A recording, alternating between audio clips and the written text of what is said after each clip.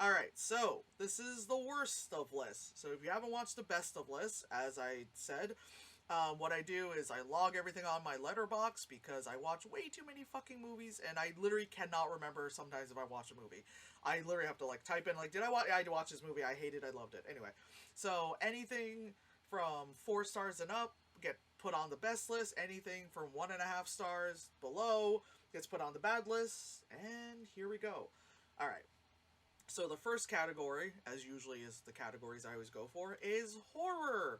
And bad horror, there's always more bad horror than there's good horror, god damn it. So the movies are Children of the Corn, Winnie the Pooh, Asvins, I don't know, it's a foreign language movie, Bad Things, Haunting of the Queen Mary, It Lives Inside, Pet Cemetery Bloodline. What sounds familiar if not? I know of Pet Cemetery Bloodline. We all heard of the Winnie the Pooh thing. Um, and the first one you said. Children of the Corn. Yes, we have all heard of Children in a Cornfield. Yeah. So, Yes. Children of the Corn, the movie was made in 2020, but it wasn't released until last year. So I was very confused when that movie got put on Shutter as a new movie. I mean, Shutter puts existing movies on there, but they're like new movie, like it's a remake. It's not even like one of the many sequels. It's a remake. They're like, wow, but it said like 2020 on it. And I was very confused and I had to like look it up that like it was done, but it was shelved. I guess they wanted to wait where people would go to the theater. I'm like, this isn't Tenet, you know what I mean? It's not like you have to have the theater experience.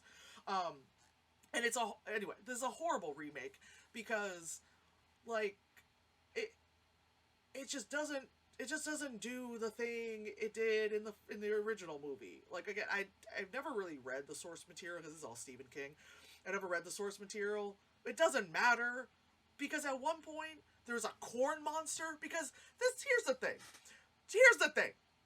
In the OG movie, right? In the OG Children of the Corn movie, it's just that these kids, it's kind of like Lord of the Flies. It's just these kids take over shit, and then any adults they see, they fuck them up.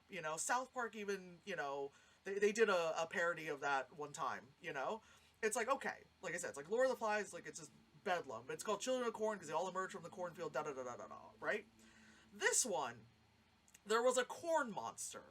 Like, where was that in the original Stephen King thing? I don't think so. I doubt it. But it looked like Groot because it was just like, corn husks and vines, and it was like poorly CGI coming out to kill people. And I'm like, no!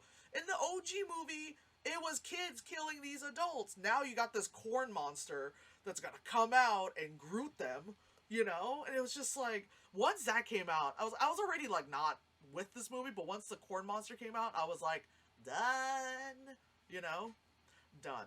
I was like, wow, I see why it was shelved. It should have stayed shelved and fucking burned. So next is Winnie the Pooh, the Winnie the Pooh movie, and it's terrible.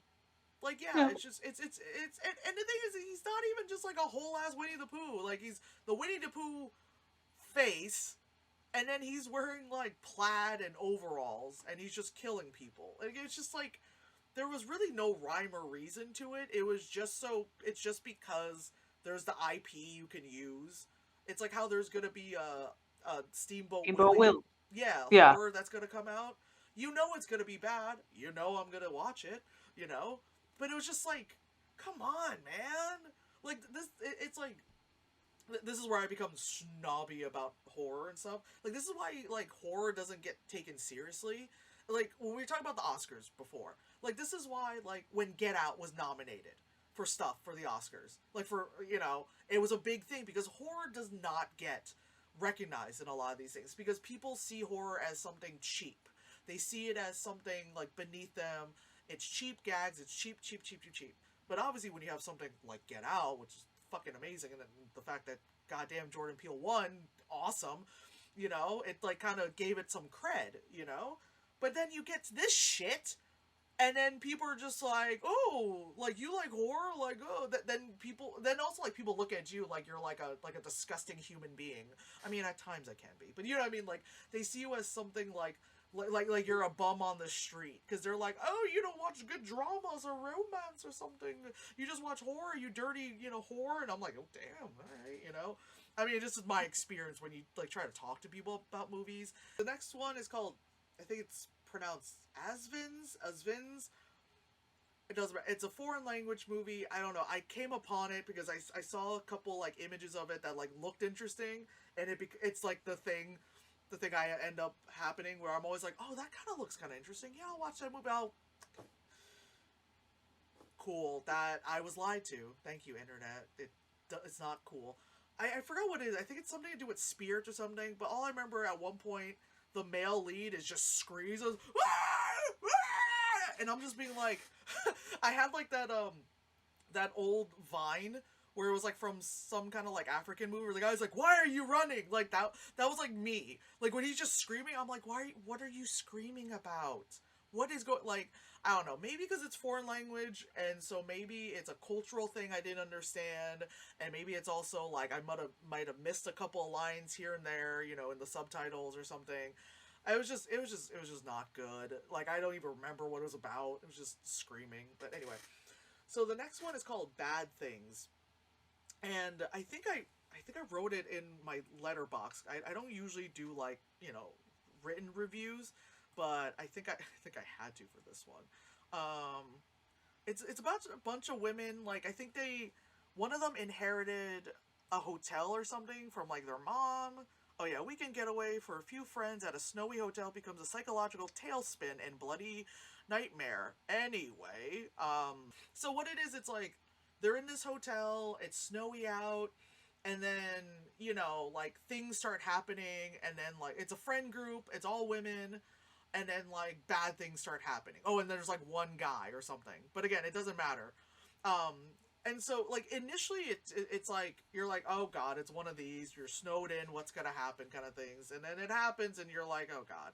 Anyway, my review, I wrote down, this feels like that class assignment where you recreate something well-known, but in your own way. And that was me hinting at this movie was trying to be, The Shining. Yeah. Right, Because right, they're, like, right. stuck in a hotel, and then they start, like, killing each other off, and you're like, oh, blah, blah, blah. I mean, it's like, it was shot all right, you know what I mean? Because it's supposed to be like wintertime, and it's in kind of like not a gross hotel, but it's, kind of not the cutest thing. So, like, it's very muted colors. It was, like, shot well, but, got 1.5 stars because not good.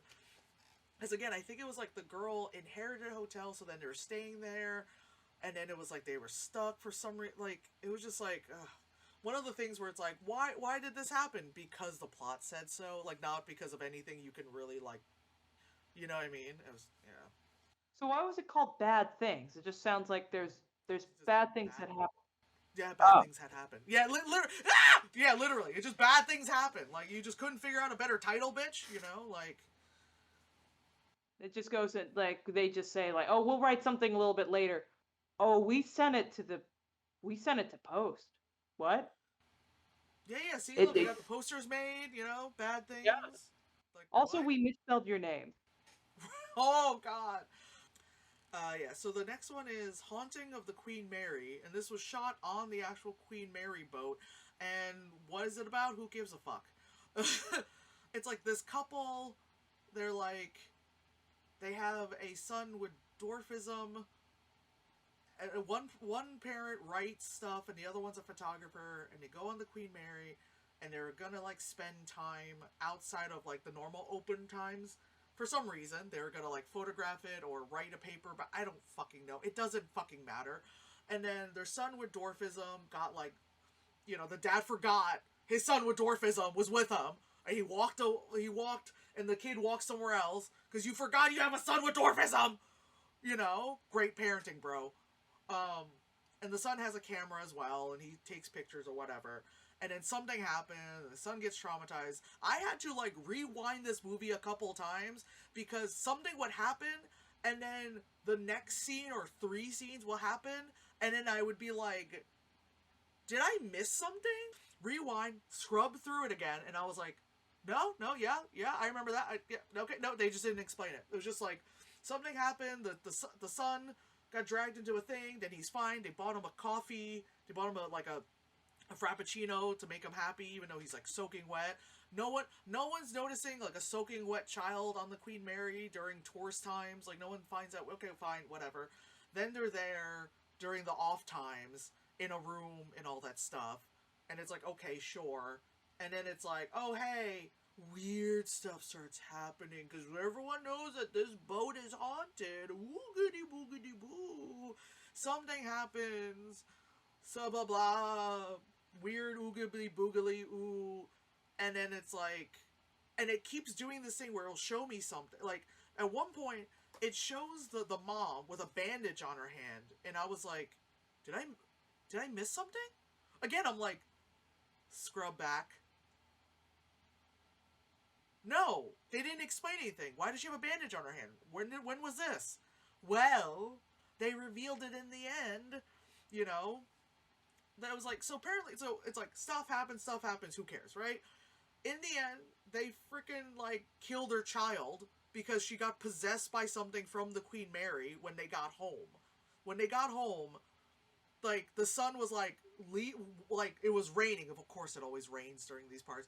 Climbs out the window, like, I'm leaving mom, you're scaring me. And the mom is like, no, honey, da-da-da. Initially, you see in the movie, the son, like, runs away. The kid has dwarfism. Where the fuck is he going? He's, like, on the third story, like, okay, fine, whatever. But like, she thought in the vision or something, like, she closed the thing, and then the son runs away. But it's actually, like, the window closed on her hand. That's why she had the bandage. And she actually, like, closed on the kid, and the kid fell off and died, or some shit like that. Anyway, they somehow go back to... Another thing, again, I know I'm not making sense, because that's how the movie was telling me this. Somehow they end up back in the Queen Mary. And then knowing that, like, the people who are running the Queen Mary purposely do this to, like, I guess it's one of those things where it's like, we have to kill to feed the ship. You know how it is with, like, come to this haunted house. We have to feed the spirit, you know, that kind of stuff. It was like that kind of thing where it's like, we've got to feed the thing. Oogity boogity boogity boo. And then, like, the movie, like, ends with, like, the husband and wife, like, leaving the ship, like, we don't need you. Like, they don't understand that they've done all the wrong things.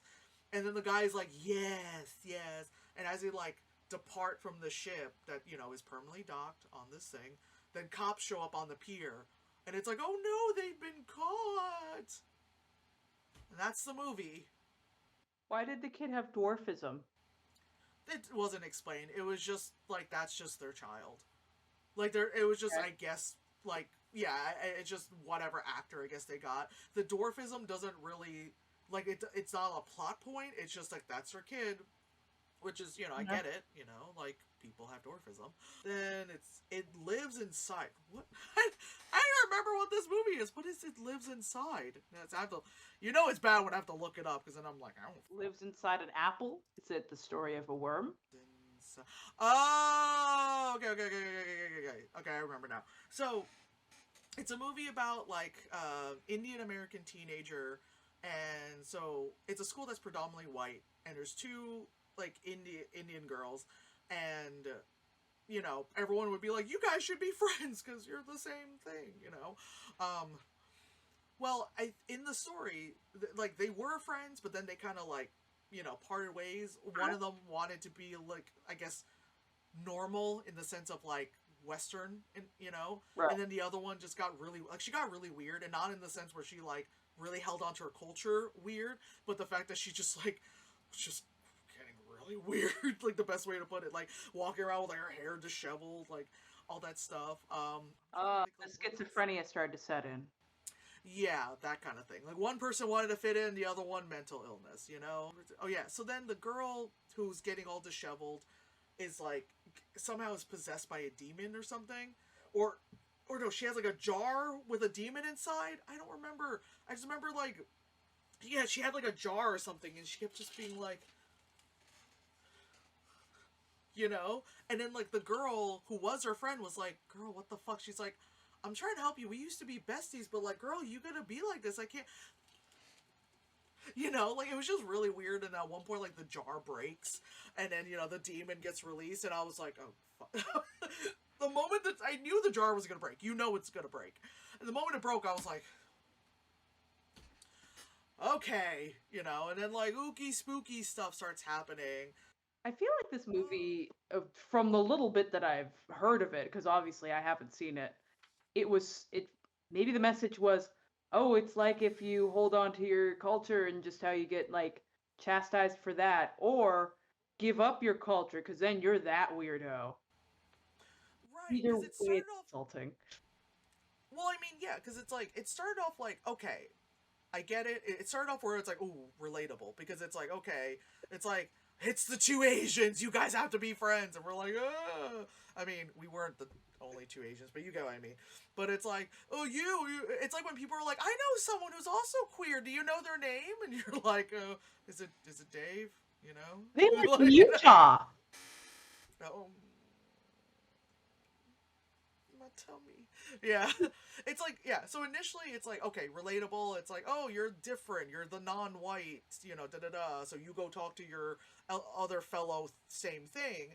And it was like, okay, and I get where like the one girl who wants to fit in was trying to tell the other girl like, oh, come on, man, you gotta like, you're making me look bad. And of course, you're a teenager, so everything is so important about all that shit. And the other girl's like, you don't understand my jar of a demon. Like that. When it got to that, I was like, okay, it's kind of weird and stuff. And what do you call it? This guy I follow on Letterboxd, he always writes like long reviews. And what did he say? He said this could have been more interesting if they allowed the horror to be more menacing, but it ends up being more for the younger CW crowd. Like, yeah, like that's it. It was very like not like ooh, but it's like ooh. Then the last one for horror is Pet Cemetery Bloodlines. Oh my god! So in 2019 we had the remake already, and this is the prequel. I heard there was a cat in it. I like those. Well, yeah, the Pet Cemetery movies are very well known for the cat. The cat's always great.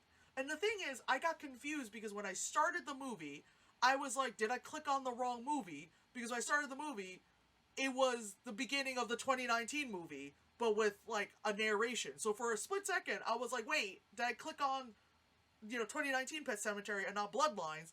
But no, they were just using footage and then having a narration over it about what happens afterwards, because this movie was like why there is a Pet Cemetery rather than the Pet Cemetery movie, which is that the dead comes back kind of stuff. So it's the pre thing of that, Oh, that's not. which is just dumb. That's never a good Which is sign when it's just like, okay, don't worry, we've got a narrator to make you interested. They're going to tell you what's going to go happen. Yep. This won't get weird. This won't get awkward. oh, I had watched this movie after Killers of the Flower Moon because I needed a balance, because I needed like this. Oh god, wrong. Oh god, where's my mouse going? Okay. This movie is only 87 minutes long. Obviously, Killers of the Flower Moon is like 3.5 hours. So I needed something to cleanse the palate of, genocide, right? So I watched this movie, and this movie also has indigenous people, and it's like the reason why the Pet Cemetery, and it's like the whole like Indian burial ground kind of thing, and I was like, oh my god, thinking it could be a palate cleanser for fucking Killers of the Flower Moon. I'm like, great, you just took what they did over there and just throw it against the wall, like. And it's like I forgot about that, and it's like yeah, it's like because of again, but now it's like now it becomes horrifically like culturally insensitive, because now it's like the Indians did some ooky spooky to the ground, and it was like, and then they're just like there's like what's it called, like not sermons but like things that happen, and the people wear like skull masks and do like dances on the ground, and that's why the ground right, and that's why the ground that they end up burying the pets in causes, but they don't really show that part because that's the later movie. It's just like, and it's like, and it was so bad, and it's like it sucks because it's like, can you imagine if you're like an indigenous actor and you got a role that you get to play an indigenous person and not like Puerto Rican or something, you got to play like your own like person, and then you realize like you have to be the woo con, like it was just like, oh my god. It was just like, oh, I was like, why did you, it was like 2023, like, it's not okay, you can't be, It was just like, oh my god. And again, watch this right after Killers of the Flower Moon was like, it was like these were choices that I made. I made these choices. You know? Ugh. Ugh. You look like you're having heart palpitations. Are you all right? Oh, God. My body's going through something right now. So the next category, Jesus, how do we come back from that? The next category is rom-coms. And it's the 3 movies I watched during rom-com season. Christmas Vintage, Catch Me If You Claus, and A Perfect Christmas Pairing, and fuck all that shit. So, apparently, I really know how to pick them, because 2 of them were about wine. Oh, I'm guessing the last one. The first one and the last one, the Vintage and the Pairing one. Oh! It's funny because... I just thought they, like, met up in a Goodwill.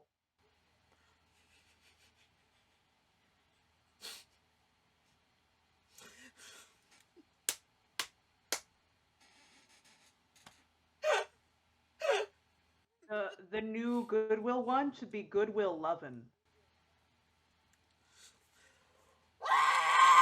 And one of them's good at math, but it has nothing to do with the story, and it only comes up once. A Christmas Vintage is about wine. And it's about how this woman who works as a flight attendant has to come back to her small town in Missouri, and, you know, the family has a wine business and all that stuff, but it's not doing too well, and this young wine company is doing better, right? And so the young sister, there's a dead mom, because that's like a thing with all these. There's a dead mom. Mm-hmm. That was part of, like, in chat, like, every week it was like, does this person also have a dead parent? Like, it's always a dead mom. Anyway, so the sister comes home. Actually, she doesn't actually, like, come home. She's just, like, at the St. Louis airport, probably, like, switch between flights because she's a flight attendant and all that stuff. And she's, like, a pretty blonde. She, like, looks like, I forgot what I said. I said she's a cross between Megan Fox and something else, where it's like, just, you know, tell me a pretty blonde, that's what she looks like, you know? And the younger sister, is dating the rival, the young group. The rival is a white guy and a brown guy, and she's dating the brown guy. And there's one point in the stream where I screamed because the younger sister says to the dad, "Oh, I gotta go on a date with this guy, da-da-da." And the dad was like, "Well, you gotta, when am I gonna meet this guy, da-da-da?" And she's like, "Oh, you won't understand, we'll give it some time." And she, like, walks away, right? Well, the reason is because he's in the rival winery, right? So, you know, like, it's a, like, a Romeo and Juliet thing. It's the rival thing. But the way how the movie was edited is she said, "Oh, no, Dad, da-da-da-da-da-da, you can't, blah, blah, blah." And it just cuts to the guy. And I just started screaming because she said, "Dad, you can't because I don't know how to explain, da-da-da." And she's, like, leaving, right? It cuts to the guy, and I immediately screamed, "He's brown!" Like, the reason why she couldn't tell him about the relationship because she's dating a non-white. And I just started dying laughing because, like, that's how you're revealed to the guy. So I immediately said, "He's brown!" But then you realize, oh, he's in the rival winery. But again, my ass, what did I see first, you know? Like, and of course I start dying because it's a white family, obviously, we're in Missouri, you know? And so the little sister hatches a plan for her older sister, who's so pretty, to date the guy who's the main owner, because they're co-owners, but he's the main guy. And maybe dating him will keep, like, him, like, busy, so he's not snooping on the co-owner. Because, yeah, he, like, the co-owner, so the sister and the brown guy are on a date. And then the dude shows up out of nowhere. And he's like, "What the fuck?" He's like, "Oh, yeah, I've been tracking your phone." But instead of being like, "Hey, we're on this date. Yeah, you just caught us, we're on this date." The girl hides under the table. And I made a joke saying that if I was at a dinner and I saw a girl suddenly go under the table for a guy, I was like, check, please. You know? Like, and then the guy's like, "Yeah, I was, whatchamacallit, I was tracking your phone, da-da-da." Turns out, I think they're stepbrothers. Turns out they're stepbrothers. I thought they were just besties, but turns out they're stepbrothers because I guess they have to make it bros instead of besties. I don't know why. I don't write these It can't scripts. be gay. Sometimes I right. Sometimes I wish I did write these scripts because they churn out so easily. I need money, you know? But anyway, I also made a joke throughout the time of doing these streams that we all know all these scripts are find and replace. It's the same script. It's like it's Mad Libs. Instead, it's like, okay, her name is Meredith this time, and she works at this publishing thing, and the guy name is Edward, and his job is shoe polisher. You know, it's always like something like the woman always got like the banging job, like, oh shit, she is like CEO of freaking Vogue or something, you know? And the guy is like, I'll polish your shoes for you, sir. I am. What you like? You know? And then, but she's like, oh, but he's so hot because he's like the only attractive guy in this small town. And somehow no one was like, hey, you hot, let's get together. But it's like, you gotta wait for the girl to come back from the big city. Anyway, so, and the guy in this movie is like, hey, he's alright. Like, he's just like, give me, and I even said it, it's like, put your hand in the bag, generic white guy with brown hair. You know? Like, it's that. It's just like, it's a white guy with brown hair, and got it. You know? So, so so to keep the guy off of them two's back, she has her older sister go on dates with him. She goes on dates with him. She's like, fine, I'll do it for the family. Like, to save the family business. You know? Okay. Okay, cool. Because the family wine business isn't doing well. Well, you learn that, like, the dad of the business, you know, because he grows his own grapes. I learned way too much about wine. I mean, I know a lot of this stuff already as someone who partakes in the wine, but it's also like, it's like if while we are at the winery and I'm pretending to be Meredith, it's like a rom-com is happening in front of us. You know, I mean, although that was pretty much the whole joke of why I dressed the way I did for my birthday. The girl goes on the date with the guy. Obviously, she has a lot of knowledge about wine because she grew up in a wine thing. And the guy was like, oh my gosh, she knows a lot about wine. She's so hot and smart, you know? I made a terrible joke because at one point the guy goes, oh, are you a sommelier? And then I said, no, I don't know anything about pirates. Yeah. I was really mad at myself for making that joke, but I made it anyway because what else am I going to do with one of these movies, right? If you don't make fun of it. Wait, was it actually Missouri? Yeah, it was actually Missouri, yeah. They make wine in Missouri? Girl, I had the same response. They also had like a couple of dialogue about how, like, the young guy, why he chose to come to Missouri because this is where it's happening. He's like, it's not California. And I was like, what? It's apparently not upstate New York where we had some good ass shit either. It's fucking in Missouri where meth was invented. They have far fewer laws down here. You can put whatever you want. Most of it Welch's. Soon, she actually starts catching feelings for the guy, obviously, you know. And then at one point, when the guy finds out, he's just like, what the fuck? And I was like, why are you, like, it was one of those things where it's like, I don't know why, it's terrible to say I don't know why you're surprised, but it's also like, this pretty girl just shows up out of nowhere, suddenly, like, you know, runs into you at a store somewhere. You decide to go on a date. You guys go on a date. She suddenly also knows a lot about wine. What are you not connecting? There has to be a plan. You know what I mean? Like, come on, dude. But he was just like, hot girl. You know, like, hot girl who knows about wine. My life is wine. You know, it's just like, oh my god. Confidence of a man who's a small town 10. But yeah, so, you know, they end up actually catching feelings for one another, and the girl's like, I'm so sorry I lied to you. And the guy's like, I can't believe you lied to me. It's that whole thing. You know, in the end, they get together, you know. They reconcile at a gazebo, because every fucking one of these fucking rom-coms, there's always a fucking gazebo shot somewhere, you know. Suddenly we're at a gazebo. Woo! Oh, and then, oh my god, and then at the gazebo, there's a mistletoe hanging there. Ah! You know, and the movie ends, and then I just scream into the darkness, you know. So yeah, that's a Christmas vintage. Then the next one is Catch Me If You Claus, and that's a Lifetime. That's a Lifetime movie. It's a Lifetime movie. It's like it's kind of like Catch Me If You Can. It's about a guy whose name is Chris, who's the son of Santa. Not a lie. He's actually the son of Santa, and the only reason why I was interested in watching this movie is because the gays I follow on Tumblr shared screenshots from the movie, because I saw a beefy man tied up on his knees. I was like, this is a Christmas movie? Oh god, I dropped my book. I was like, this is a Christmas movie? There's a big beefy man on his knees tied up? Well, okay, I'll watch this on stream. Is it okay to watch on stream? Is it something it's okay to watch on stream? And I saw it was Lifetime. I was like, oh, I could definitely watch this on stream. And the way how the guy talks, like his acting voice, he kind of sounds like you know the YouTuber Markiplier? Yes.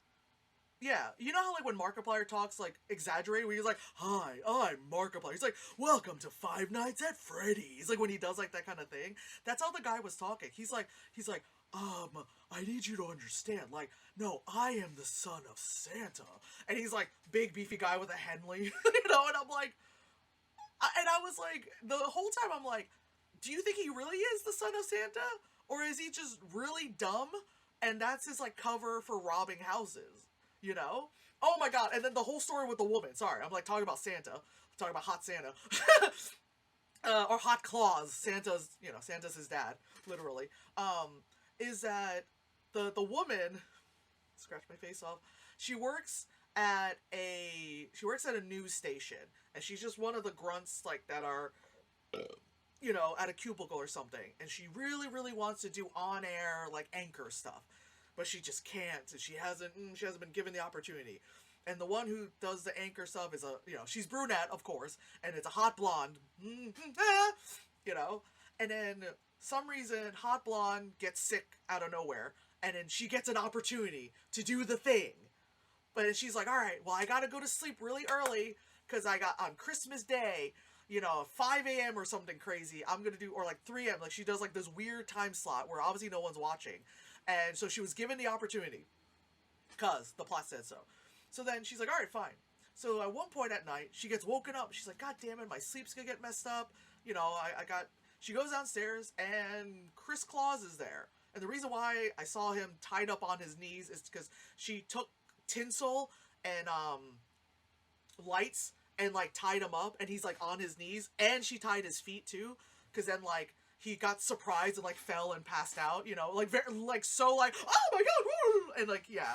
And I remember being like, why is he so flamboyant? He's like, oh! I'm like, why is he so flamboyant? Like, oh my god. I kept making so many jokes insinuating that he was like gay for pay, and how like he's like closeted and da-da-da. When I was done watching the movie, I was looking on IMDb, as I always do, right? After every movie, I look on IMDb, I read what the director and writer and maybe some of the actors, what other things they've been in. A lot of them just end up just being in, like, the guy who plays the new Santa is in, like, a lot of Christmas rom-coms, right? And then in IMDb, there was a link to his Instagram.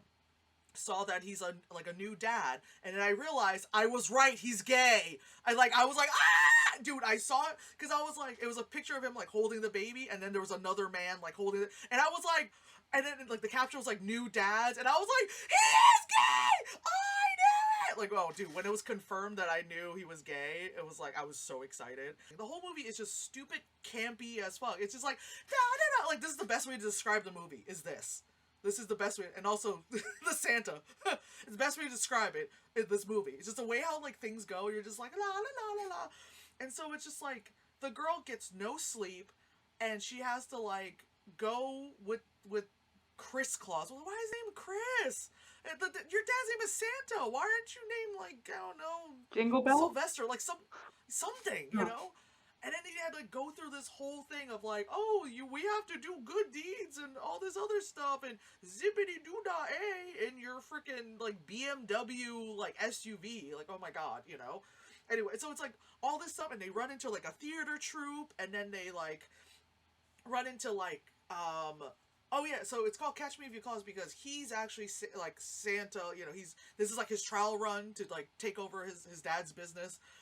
But there's an actual, like, Santa thief out there, and he has an accomplice that's also a woman with brown hair. So they think them two are the robbers. And at one point, the four of them are in a place together. It's so dumb. It doesn't matter. In the end, the woman, like, has, like, get to the news station, and she, like, runs down the hall, grabs a jacket, gets there, she's like, hi, morning news, I'm here, Tiffany's here, da-da-da-da-da-da-da, you know, all that stuff. And it was just like, okay, alright. So in the end, she hooked up with Santa. new Santa, yeah. I And also, another thing, sorry to cut you off, another thing was also when he would kiss her, I was like, that's when I was like like the way how they kiss, I was like, he doesn't like kissing women. Like, I saw it, I was like, he does not, I was like, he does not like kissing women. I could see, that's not, that, it was like a, it was like a, it was like a,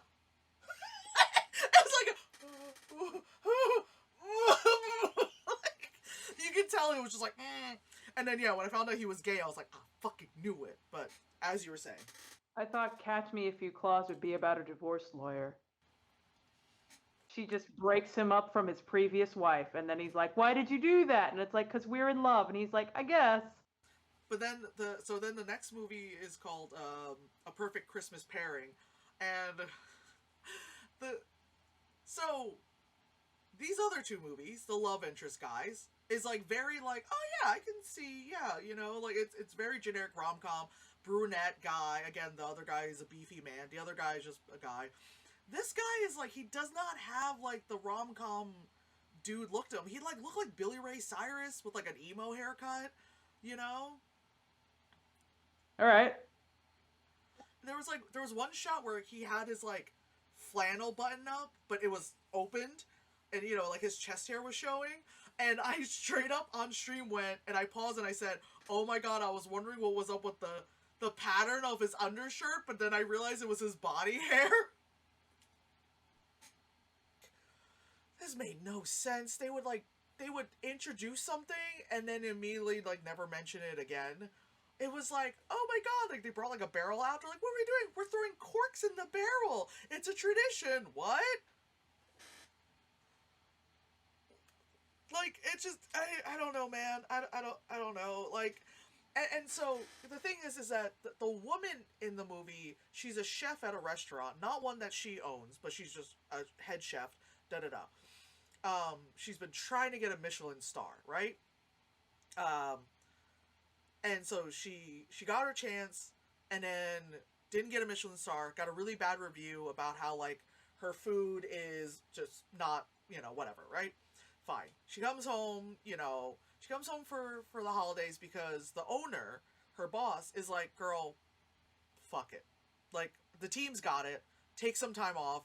You need time off because, like, this review is hitting you hard. Sure. So she's like, oh no, where do I go? She goes back home. This one takes place in Georgia. Oh, there's one part, and sorry, to go back, in the Catch Me If You Claws thing, some of the snow, you can obviously tell it was soap. Oh, and no. not snow.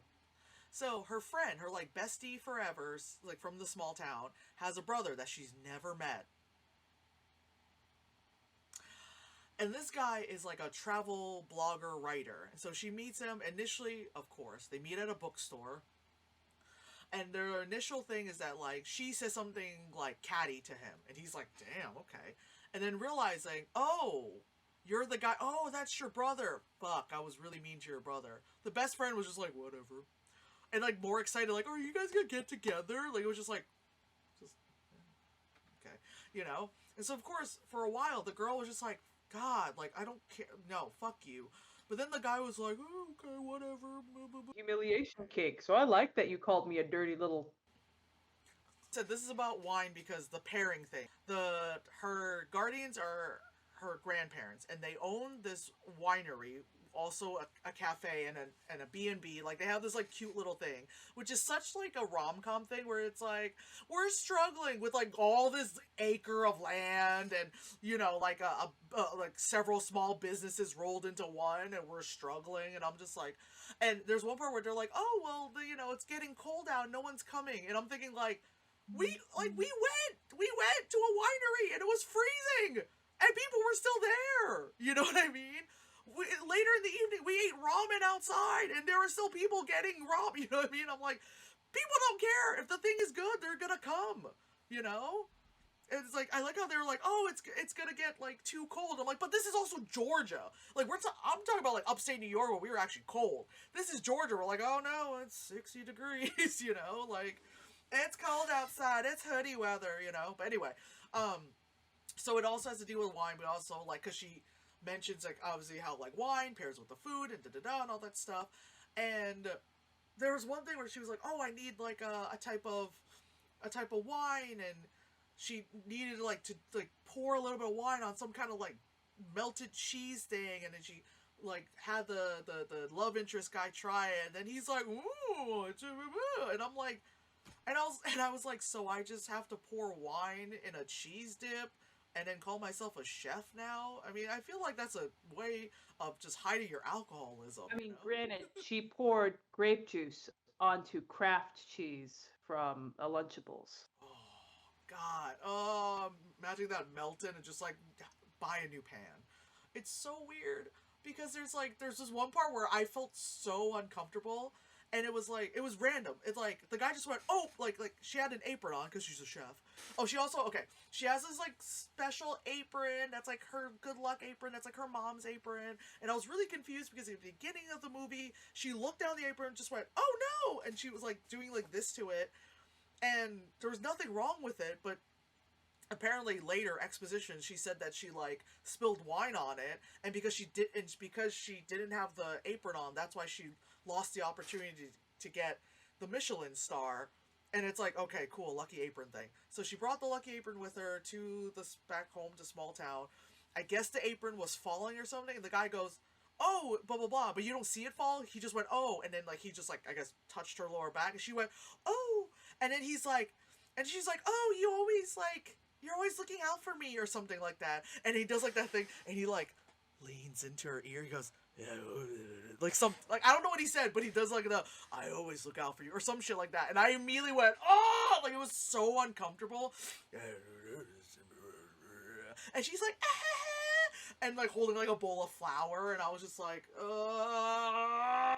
What walks you on know? four legs in the morning?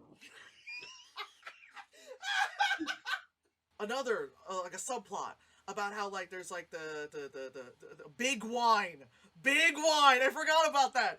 Big wine is coming because they want to they want the grandparents to sell the property, and they're like, we're not selling. And they're like, and at one point they come back and they're like, hey, we want to, you know, check out the place, you know, so we can something like that. Yeah, where they like check out the place, and they're like, oh, so we know how much it's gonna be, so it sells. And then the woman kept saying like, we're not selling da da da, and that's where I like had like a moment during stream where I was like, you can't just be like, we want you to sell, so we're gonna check out your place, appraise, that's the word, we're gonna check out your place, appraise it, so then we could sell it behind your back. Like, you have to say, yes, I'm gonna sell it. You can't just like, you can like I get those freaking postcards and texts and all that stuff all the time about like, are you selling your house? And I'm always like, fuck off, you know. It's like, you can't force me to sell my house, you know. It's the same thing where you can't force them to do that, but like, you know, because it's a movie and people are stupid, they're like, oh no, and all that stuff. It's also like, yeah, the grandparents are old, they can leave it behind to the girl, you know, and then she can't sell. But that was the thing where it was like that was like the stipulation, which was like, if it's like if the grandparents retire, leave, go on vacation or something, and she gets stuck with the property, then she has to stay in the small town. She can't go back to her big city to get her, you know, Michelin star, even though she got a text from her boss, you know how it is, that says, hey, on Christmas Day or something, the fucking food critic lady for the Michelin star wants to come back and try again, because apparently that woman doesn't have a family to go home to spend Christmas, you know? She's Jesus Jewish. fucking Christ. I hate the holidays that aren't mine, you know? But yeah, so it's like, there's this like the big opportunity thing. And at one point, I was like, okay, movie, because it was a little different, because you know how usually it is, it's like, I have this big opportunity, but I want to stay because of you. And the guy is like, oh my god, can't believe you stayed because of me. Instead of being like, bitch, why did you do that, you know? So this one, the girl, like, looks at the guy, she's like, I have to go. And the guy goes like, no, I'll be here, I'll be waiting. It's like, oh, good. Because, yeah, the dude already decided he's not going to go on his trip, he's going to postpone his trip, you know? And she's going to go back, cook the meal for the lady to get her Michelin star. Before we get to that, I forgot, the big wine thing. So, the guy, because he's does articles and writes stuff, he discovers that, like, big wine, these people, that's what they do. The big corporations, this movie is all about small business. The big corporation wants to come in and buy out all the small businesses and the big wine thing. So the guy, like, sent that in to, like, his editor or something. I'm like, dude, you write about travel. All of a sudden you're talking about corruption in small towns. But the guy was like, hey, he's like, hey, I got your email. I love how it was a call, because he got the email. He couldn't email, or the dude texted him, like, every 2 seconds. You see it on screen, but he had to call him, because, you know, it's important. He's like, hey, man, I got what you wrote. Yo, this is going to be a big story. This is going to be huge. I can't believe you broke it. Oh, my God. Da-da-da. Like, This will be great for Taj Mahal magazine.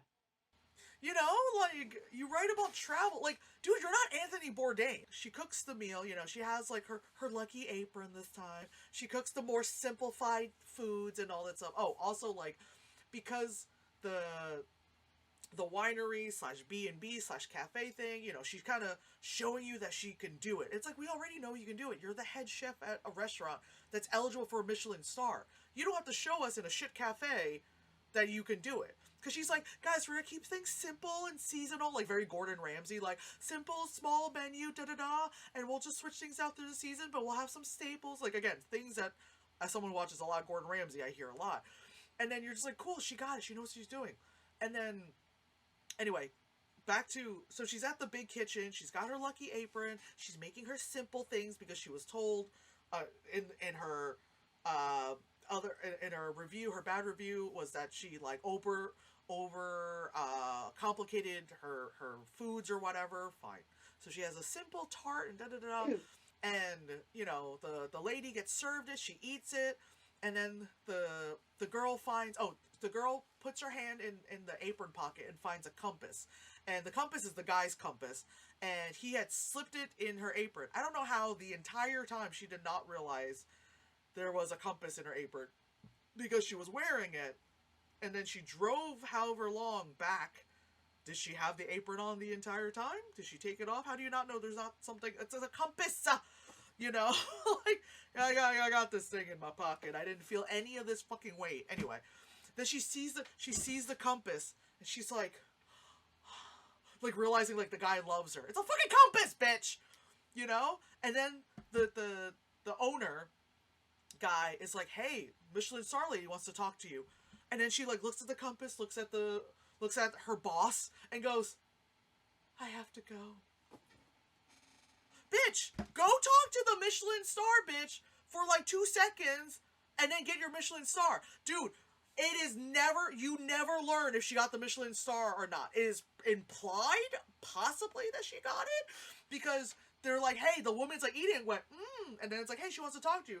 But then she fucking pops in her fucking SUV and leaves and drives all the way back. And mind you, the guy is literally doing nothing. He's, like, pacing back and forth around the fucking, you know, acres of land. And then he's like, hey, what are you doing back so early? It's like, exactly, bitch. He said he was waiting. He's obviously waiting. And then she's like, I got your... And then it's like, oh, kissy, kissy, goo, goo, together forever. And I was just like...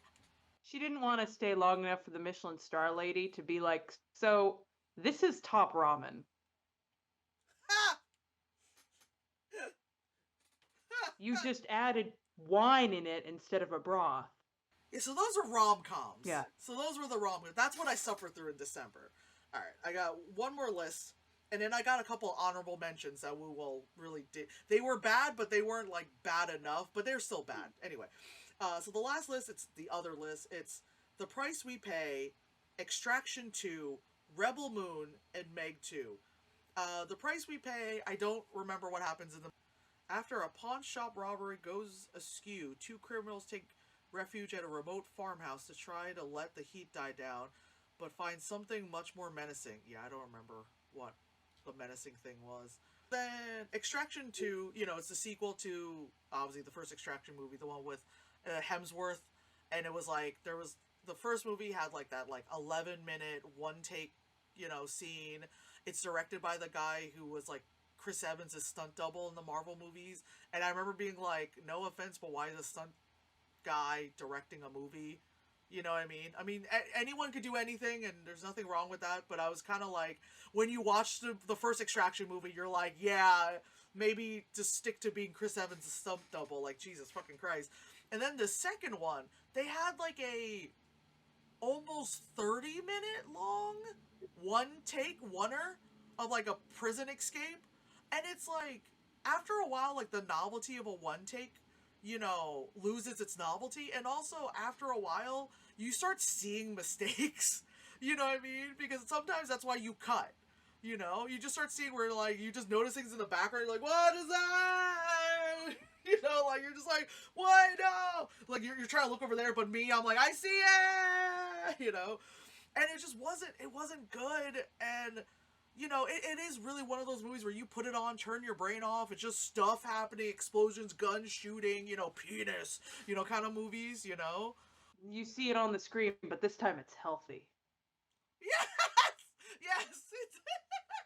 Then Rebel Moon. That was the Zack Snyder sci-fi movie that came out I heard about it. on Netflix. Yeah. Oh, yeah, I made multiple story posts on Instagram about it. Yes. Yes, you did. Yeah. It does not look good. I call it with Zack Snyder's hentai, Zack Snyder's Star Wars, Zack Snyder's blah blah blah. It was just not good. It's like, I read that was his Star Wars script. Like, he was trying to sell to Lucas, Disney, and them that he could do a Star Wars movie. I'm glad they said no. You know, because girl, you know. And these are just so bad.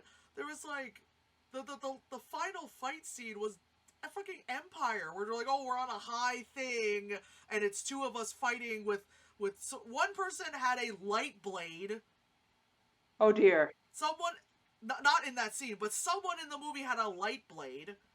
You know, and I was like, really? And it was just like, it was so bad. And the only interesting character in the entire movie was only there for like 5 minutes, which is the android character. Okay. And this is part 1. There's gonna be another one. Some people just get money, and I'm never quite sure what happened to healthcare. Oh yeah, there's like one shot where it was freaking Carrie Elways is standing there, and then there's like he's on top of a high thing. There's like soldiers. It's like him being like Saruman or like Dune. It's like that scene looked like Dune. It was like, oh, Zack Snyder's Dune. I always feel bad, not for the established actors, but for like the newbie actors when it's their first thing and they get cast in something terrible that just gets known as the joke. So you put it like on your resume at all, it's just like, oh, that's great. Oh, you want to be taken seriously? Weren't you dressed as a rubber ducky? And then the last one on the list is Meg 2. You know, the Megalodon movie. There was a sequel. And then the sequel, the first one was like, alright. Like, it's a Megalodon, it exists, oh my god, ooh, Jason Statham, right? You know? And then this one, it was like, it's a Megalodon, but also now dinosaurs exist, so it's like Jurassic World. But it's not Jurassic. But there is a dinosaur. That's the list, but the honorable mentions, there's 2 of them, and they're very obvious what they are, which is the Flash movie and Aquaman 2. Yep. Yep. Yeah. Because they were bad. They were bad, but they weren't like 1-star bad or 1.5. They were like 2-star, so they're still bad. Right. But like not enough to make the list, because God, that Flash movie, again, the only reason why the Flash movie got higher marks was because of Michael Keaton. Right. Michael Keaton, and then randomly George Clooney showing up, which I forgot until you reminded me. I'm like, what do you mean? That's the wrong Batman. No, I forgot it happened in the end because my brain disintegrated.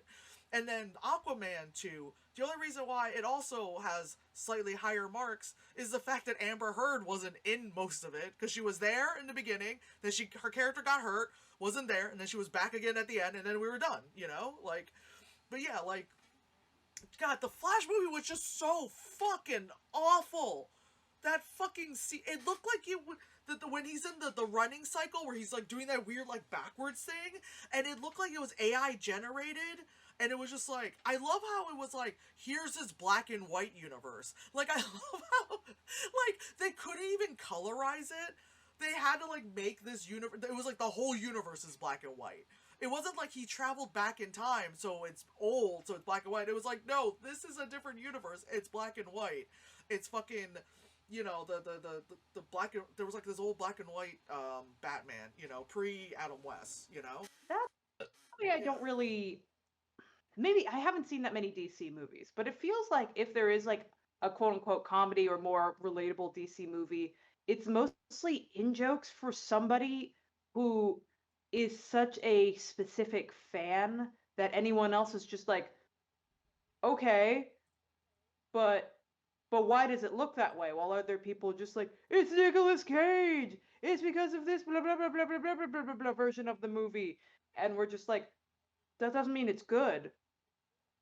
Right. That doesn't mean it's good, so it's not approachable in any way. Marvel's. Yeah, the Nicolas. Yeah. Oh, I was gonna say Marvel's better at that, but this just got weird. Yeah, like the Nicolas Cage thing. At first, when I saw the spider, I was like, ah, you know me. I was like, ah, and then I saw freaking Nicolas Cage. I was like, really? Like that's literally my response. I just went, really?